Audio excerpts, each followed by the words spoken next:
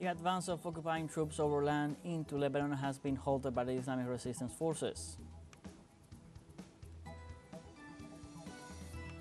The prosecutor's office of Venezuela announced the arrest of Rafael Ramirez Colina, mayor of Maracaibo, capital of the Sudan northwestern state, for corruption while he was in his post. And in the Dominican Republic, President Luis Abinader announced Wednesday that he will carry out an operation to expel 10,000 illegal haitians every week.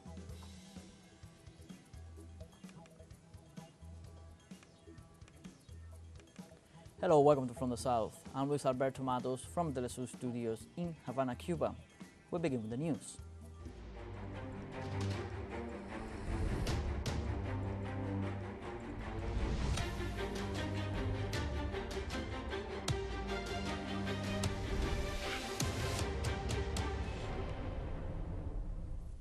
The advance of the occupation troops over land into Lebanon has been halted by the Islamic resistance forces. In this context, Hezbollah's artillery hit the Zionist troops stationed between Stula and Raheb. Shortly after, it launched rocket attacks at Israeli bases near the Adamite settlements with 2 Burkan missiles hitting close to the Raheb military site. This way, the Lebanese resistance confirmed 7 different strikes that have been able to stop the advances of the Israeli forces in the southern region. For their part, the Zionist occupiers' aircraft dropped bombs on residential neighborhoods of Beirut.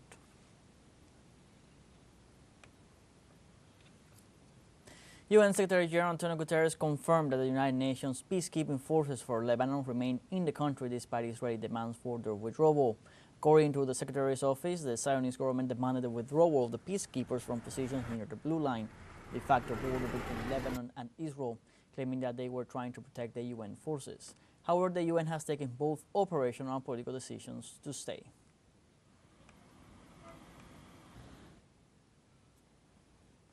And Hezbollah leaders have denied that the Israeli regime is attacking military targets and reaffirmed that, on the contrary, Tel Aviv is targeting the civilian population. The Lebanese resistance stressed that there were no weapons of any kind in the buildings targeted by the Israeli forces. The movement emphasized that the systematic aggressions against residential areas by the occupation entity will only increase the determination of the Lebanese people to support the resistance.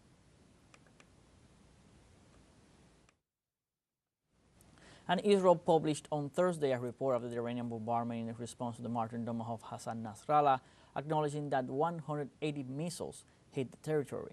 This way, the Zionist regime claimed that the damage caused to military bases was minor, while satellite images distributed by Middle Eastern agencies indicate the opposite. In addition, Israel warned that it is preparing a forceful response and seeking alliances in Europe. In this context, Washington has asked Tel Aviv to limit its response to Iran, while in Tehran, the foreign ministry has summoned the accredited diplomatic missions to explain in detail the attack on Israeli objectives.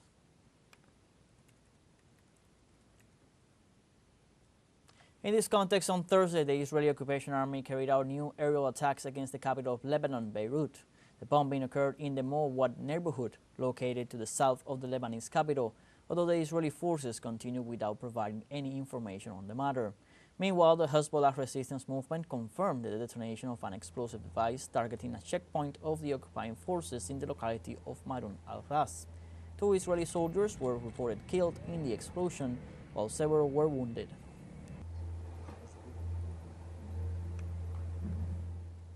And almost a year after the Israeli genocide against Palestine at the peak of conflict in the Middle East, May al-Sadani, human rights advocate and executive director of the Tahrir Institute for Middle East Policy, says the role of the United States has been extremely detrimental to the region.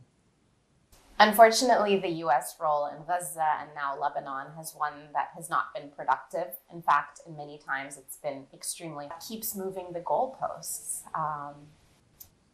Meanwhile, in Cuba, youths are leading a national campaign in solidarity with the Palestinian cause and to denounce the genocide the Israeli regime is committing on the territory.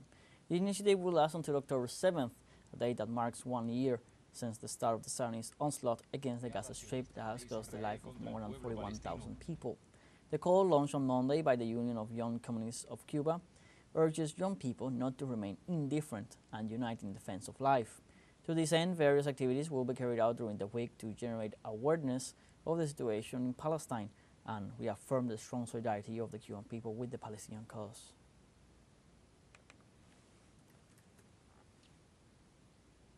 And on Thursday, the Russian Defense Ministry shot down 113 Ukrainian drones in 4 regions in the southwest of the country. Russian authorities described the Kiev attack as terrorist and reported that 73 drones had been intercepted in Belgorod. While in Voronezh, Russian troops hit 25 others, in addition to tearing down 14 drones in Kursk and 1 in Bryansk. These affected cities regularly register shellings, drone raids, and other strikes from across the border, forcing the population to seek refuge in safe places.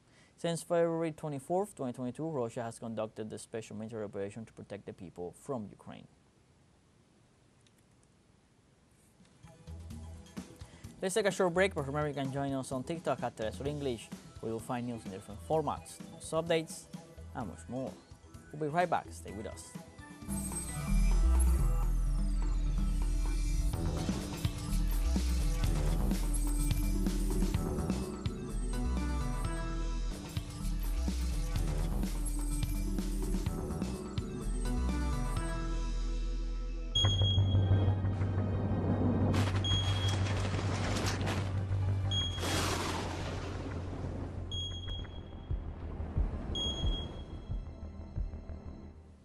Welcome back. Colombia's National Unit for Disaster Risk Management announced measures to deal with the drought in the Amazonia. The director of the institution, Carlos Carrillo, decided to take immediate action after assessing the water situation in the region, visiting the affected indigenous settlements and holding an emergency technical commission due to the low rainfall in the Amazon. These measures include the structuring of a specific action plan to deliver tanks, waters, treatment plants, and pressure pumps to 11 indigenous communities. The drought has interrupted the connection to Puerto Nariño, a critical point that is damaging the pink dolphins in the ecosystem and the water supply for around 10 indigenous communities. And Hurricane Kirk reached Category 3 status on Wednesday and is expected to gain strength as it moves through the Atlantic Ocean. In its latest report, the United States National Hurricane Center registered the storm moving at 19 kilometers per hour at about 1,855 kilometers east-northeast of the Antilles. The institution also noted that storm surge from Kirk could affect areas of the northern Windward Islands and Bermuda by the weekend. So far, no warnings or alerts have been issued for coastal areas, and it poses no threat to the mainland.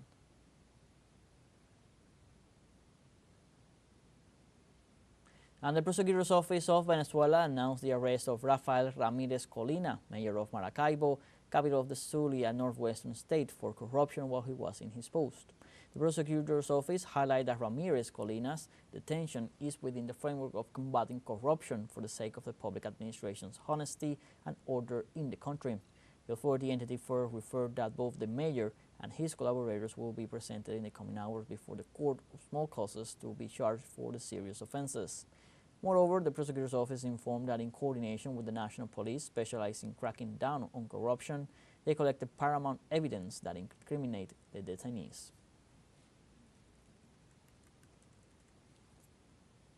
And the Humanitarian Legal Assistance NGO of El Salvador launched a campaign to demand the government proof of life of thousands of people detained by the emergency regime pursued by President Nayib Bukele. As part of the assistance provided to the families of isolated detainees, the NGO requested judges to order a medical examination in prisons. So far, the police have incarcerated over 81,900 people. Therefore, humanitarian entities described many of the arrests as arbitrary and illegal. In addition, they denounced death and serious injuries, assuring that Bukele is selling a fake security model. The unconstitutional president Nayib Bukele, let's say something important about him. He went there to the United Nations to lie. That is the truth. The unconstitutional president Nayib Bukele went to the United Nations to lie. Why do I say he was lying? Because he dared to say that human rights are respected here in El Salvador, which, first of all, is not true. Here, there are thousands of innocent people who are being processed unfairly for 30 months already in 5 prisons. And the majority isn't in top security Secot prison, of which he makes so much propaganda in favor of what we now know as the regime of exception. Claudia Sheinbaum signed her first presidential decree recognizing on behalf of the Mexican state that the acts of violence perpetrated on October 2nd, 1968 against the student movement were crimes against humanity. From Mexico City, Antonio Aranda has the details. The students' struggle of 1964 marked the beginning of a deep democratic change in Mexico, but it was marked by violence and serious human rights violations. Tens of thousands of young students demonstrated peacefully in defense of civil liberties and democracy. Pablo Gómez, a current federal official, offered his testimony as a political prisoner of the student movement. The message and objective of the movement was very much picked up.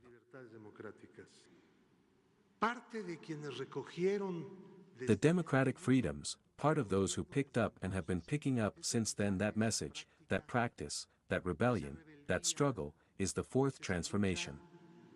Claudia Sheinbaum fulfilled the slogan "October 2nd is not forgotten" and dedicated her first conference to commemorate this student movement. Today, in the first morning conference of the people and maintaining the continuity of the fourth transformation, we will dedicate it to October 2nd.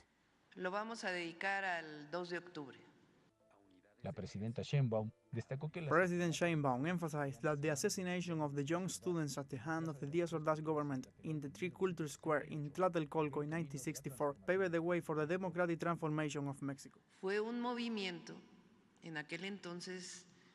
It was a movement at that time, and if you look at it, their demands were for no repression and democracy. Those young people later paved the way for the democratic struggle in the country and what we are living today. So let's hope that the youth will always be close to the people. As they do every year, the survivors of the 1964 National Strike Council gathered in the Triculture Square to commemorate 56 years of these tragic events. That freedom continue to expand in Mexico, that there be more democracy, more participation, and above all, that there be justice for the workers and the exploited people. The people marched to the capital Zócalo, and the students recognized that the struggle for democracy and human rights continues.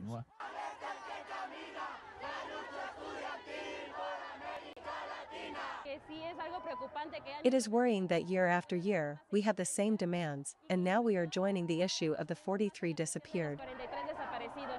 The current government expressed its commitment to offer guarantees of non-repetition of events such as those of 1964, which it considered to be serious human rights violations. For this reason, President Claudia Sheinbaum instructed the publication of a decree containing a public apology on behalf of the Mexican state to the victims of the act against humanity committed on October 2nd, 1964. Antonio Aranda, teleSUR, Ciudad de México. We now have a second short break coming up, but before we invite you to visit our YouTube channel at teleSUR English. There you'll be able to rewatch our interviews, top stories, special broadcastings, and more. Hit the subscribe button and activate the notification bell to stay up to date on the world's most recent events. Come on, short break, don't go away.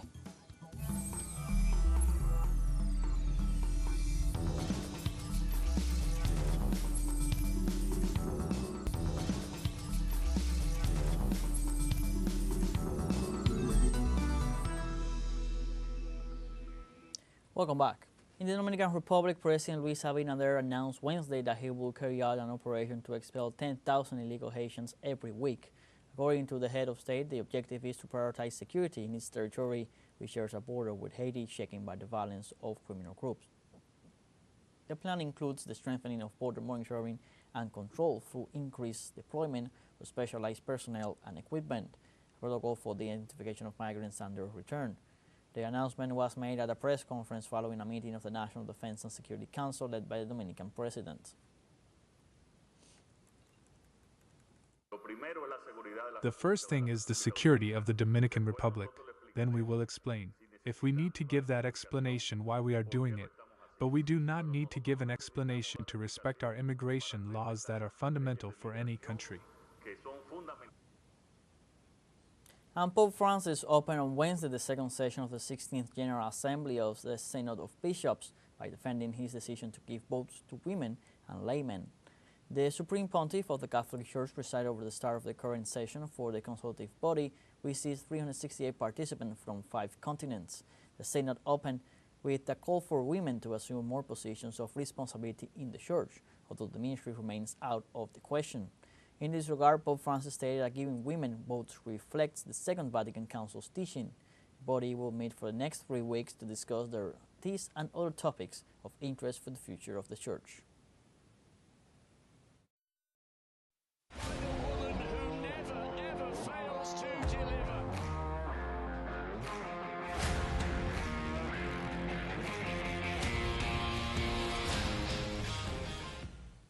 And Chile has opted to apply to the International Olympic Committee to host the Olympic Games in 2036. Let's see.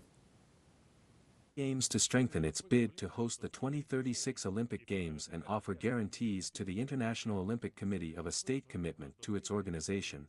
The decision was taken after the country's good experience with the 2023 Pan American Games. The Chilean Minister of Sports, Jaime Pizarro, highlighted that after the meetings held in the French capital a month ago, during the development of the Olympic and Paralympic Games Paris 2024, the Chilean authorities are waiting for the communication from the International Olympic Committee for the progress of the postulation.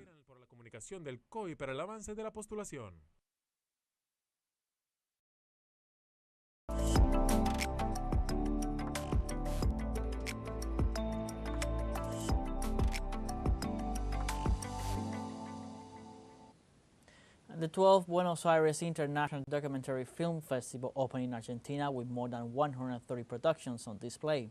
The films will be divided into 7 competitions, focuses, retrospectives, and special screenings, and will be presented in 7 venues throughout the territory. This year, the event proposes a selection of films with different perspectives. Among the films, we can highlight The Fall of the Sky by Brazilians Eric Rocha and Gabriela Carneiro de Cunha. There are also films from Switzerland and Belgium which will compete in the international category, while the Ibero-American productions include Savannah and the Mountain by Portuguese Paulo Carneiro.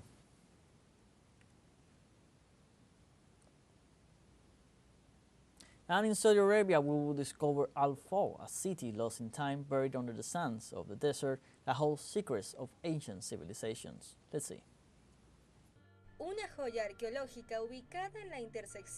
An archaeological gem located at the intersection of Wadi ad-Dawasir and the Tuwaiq Cliff in the heart of Saudi Arabia that has been a key trading center since the Sumerian era.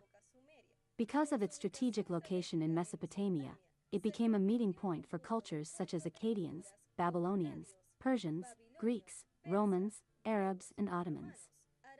Each of these civilizations left their mark in architecture, art, and daily life. Recent excavations have revealed palaces, temples, and artifacts that transport us to a rich and complex past. This place is more than ruins. It is a window into millennia of human history. Más que ruinas, es una ventana a milenios de historia humana. Sus vestigios conectan a los habitantes actuales. Its vestiges connect today's inhabitants with their ancestral roots, strengthening the sense of community and belonging. Extreme weather conditions, erosion, and the passage of time threaten this priceless heritage, but archaeologists and conservators work tirelessly to protect this treasure and pass it on to future generations. Incansablemente para proteger este tesoro y transmitirlo a las futuras generaciones.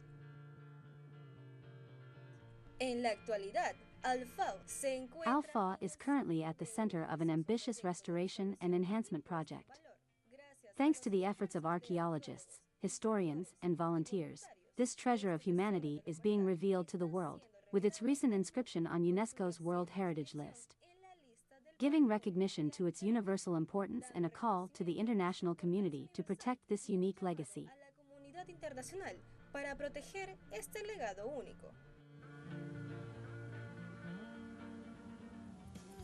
With this, we have come to the end of this news brief. You can find these and many other stories on our website, telesurenglish.net. So join us on social media, Facebook, X, Instagram, Telegram, and TikTok.